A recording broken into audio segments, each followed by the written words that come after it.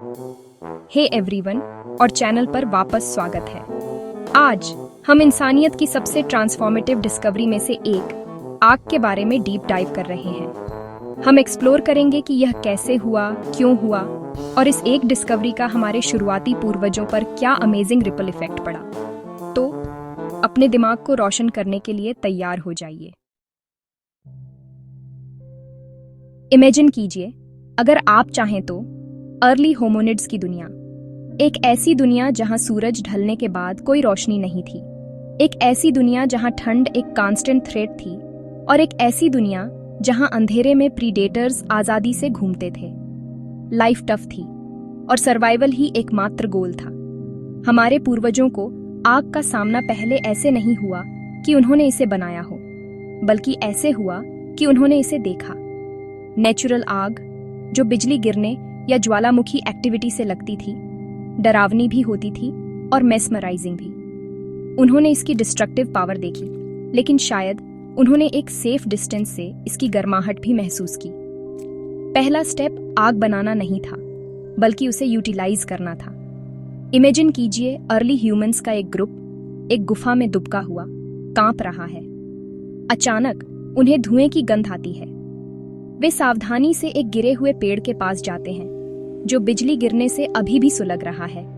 उन्हें गर्माहट महसूस होती है और वे नोटिस करते हैं कि रोशनी शैडो को और जो भी उनमें छिपा है उसे दूर रखती है। यह पहला मॉन्यूमेंटल स्टेप था। उन्होंने सुलगते हुए अंगारों को एक जगह से दूसरी जगह ले जाना सीखा। आग को जिंदा रखने के लिए सावधानी से उसे नर्चर किया। हालांकि यह एक नाजुक अस्तित्व था। अगर आग बुझ जाती तो वे वापस वहीं आ जाते, एलिमेंट्स की दया पर। असली गेम चेंजर तब हुआ जब उन्हें पता चला कि डिमांड पर आग कैसे बनाई जाती है। यहीं से कहानी और भी इंटरेस्टिंग हो जाती है। इसके दो मेन थ्योरीज हैं कि यह कैसे हुआ, और यह शायद दोनों का मिक्स था। पहला परकशन मेथड है। इमेजिन कीजिए, एक अर्ली ह्यूमन शायद फ्लिंट से एक टूल बनाने की कोशिश कर रहा है।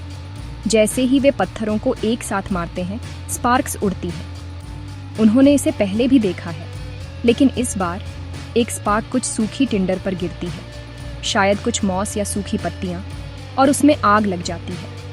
ये प्योर एक्सीडेंटल जीनियस का एक मोमेंट रहा होगा। उन्हें रियलाइज हुआ कि कुछ खास पत्थरों को एक साथ मारने से, जैसे फ्लिंट और पायराइट, वही चीज बन सकती है जिसे वे नेचुरल सोर्सेज से इतनी सावधानी से बचा रहे थे। दूसरा मेथड फ्रिक्शन मेथड है। जब हम डंडियों से आग बनाने की कल्पना करते हैं तो हम में से ज्यादातर यही सोचते हैं। ये क्लासिक फायर ड्रिल है। एक अर्ली ह्यूमन ने शायद नोटिस किया होगा कि लकड़ी के दो टुकड़ों को बार बार एक साथ रगड़ने से गर्मी पैदा होती है।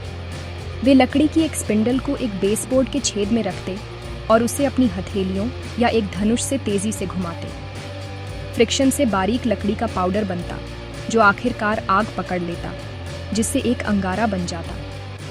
इस मेथड में बहुत पेशेंस और प्रैक्टिस की ज़रूरत थी, लेकिन एक बार महारत हासिल करने के बाद इसने उन्हें आग पर पूरा कंट्रोल दे दिया। आग पर महारत एक टोटल रिवॉल्यूशन था। यह सिर्फ गर्माहट और रोशनी से कहीं ज्यादा था। प्रोटेक्शन। आग प्रीडेटर्स को दूर रखती थी। एक धधकती हुई आग एक नेचुरल बैरियर थी, जिससे सबसे भयंकर जानवर भी स्वाभाविक रूप से बचते थे। कुकिंग। ये एक बहुत बड़ी बात है। खाना पकाने से उसे चबाना और पचाना आसान हो गया, जिससे हमारे पूर्वजों को अपने भोजन से अधिक न्यूट्रिएंट्स और एनर्जी मिली। इस एक्स्ट्रा एनर्जी ने शायद हमारे बड़े दिमाग के डेवलपमेंट में भी भूमिका निभाई होगी। Tool making. आग का उपयोग लकड़ी के भाले की नोक को सख्त करने के लिए किया जा सकता था, जिससे वे शिकार के लिए अधिक इफेक्टिव हो जाते थे। इससे आखिरकार मेटलर्जी भी हुई, लेकिन वह एक और वीडियो की कहानी है। सोशल हब कैंपफायर कम्युनिटी का दिल बन गया। यह लोगों के लिए इकट्ठा होने, कहानियां शेयर करने और ज्ञान को आगे बढ़ाने की जगह थी।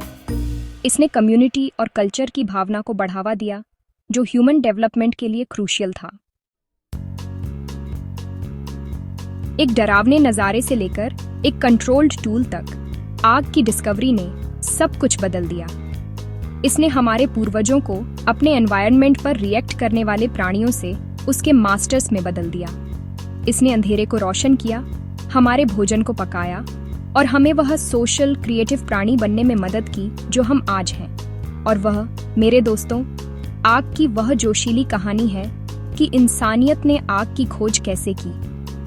अगर आपको समय के माध्यम से यह जर्नी पसंद आई तो लाइक बटन को हिट करना और अधिक एनिमेटेड हिस्ट्री के लिए सब्सक्राइब करना न भूलें। मुझे कमेंट्स में बताएं कि आप और कौन सी प्राचीन खोजें एनिमेटेड देखना चाहेंगे। देखने के लिए धन्यवाद और मैं आपको अगले वीडियो में मिलूंगा।